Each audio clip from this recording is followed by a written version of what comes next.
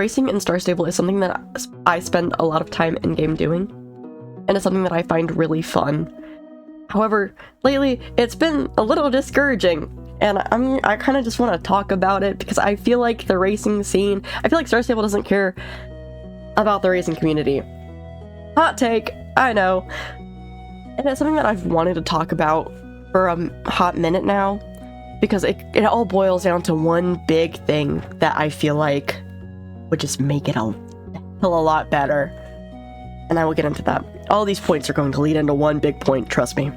I feel like now is a really good time to talk about it because I've been seeing an influx of people talking about racing and some recent changes, right?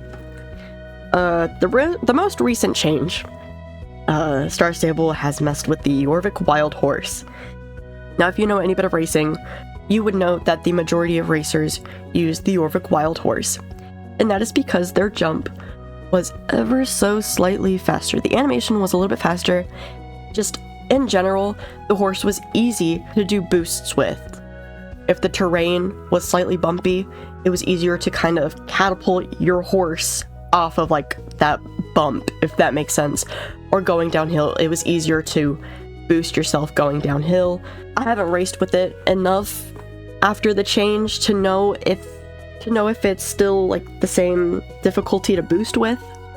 I do know that the jump was changed though, so now it's on par with the rest of the Gen 3s, which I'm not gonna talk about like how I feel about it, because at the end of the day, things change. This isn't anything new. If there's a jump that is not aligned with the other jumps in the game, Star Stable fixes it. We've seen this happen with the Generation 2 American Quarter Horses and the Generation 2 Arabian Thoroughbreds. We've seen it happen with the Generation 3 Percherons.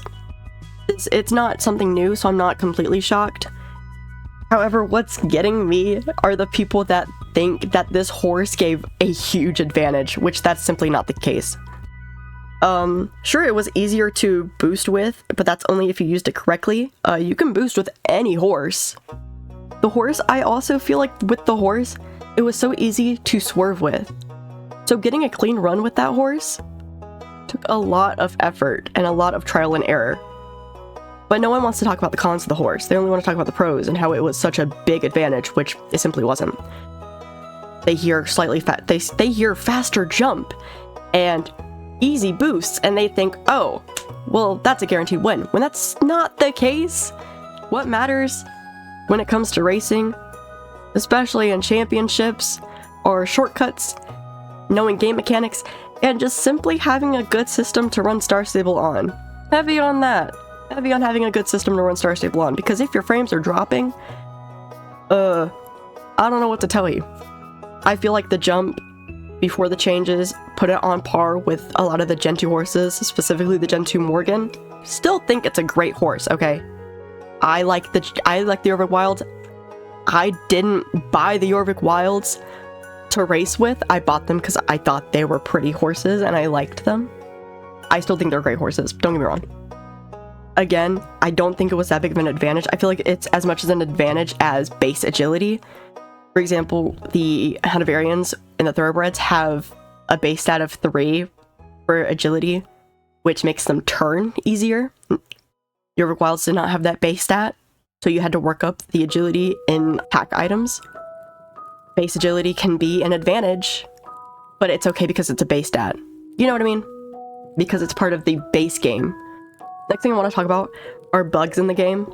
There are agility bugs in the game that have been in the game for years. You could fix a jump, but you can't fix these bugs? Okay.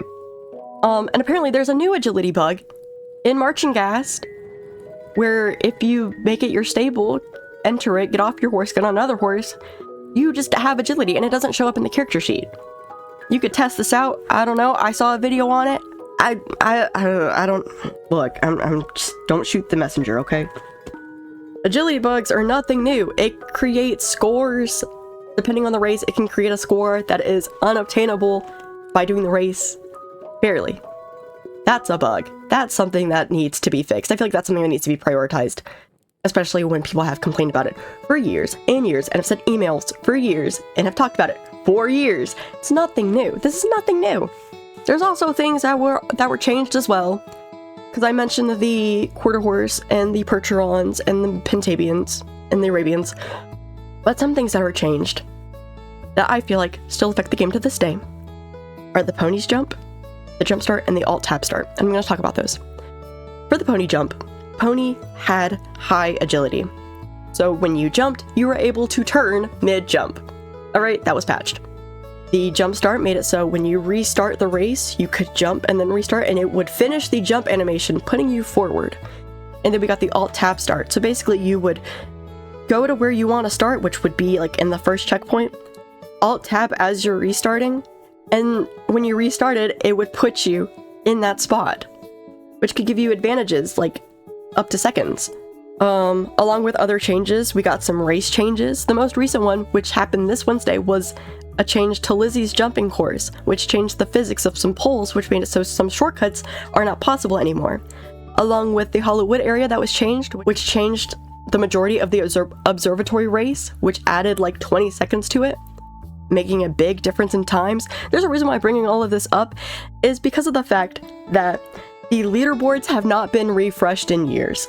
They're making all of these changes. They're changing game mechanics. They're fixing bugs. They're changing jump times and animations. They're not fixing agility bugs, and they're keeping these scoreboards the same. They're keeping the leaderboards the same. They're keeping the same best evers. I want the leaderboards to be refreshed. They are long overdue for a good refresh. For races like the small jumping course, you can't get 9 seconds on that anymore because of the pony's jump was fixed.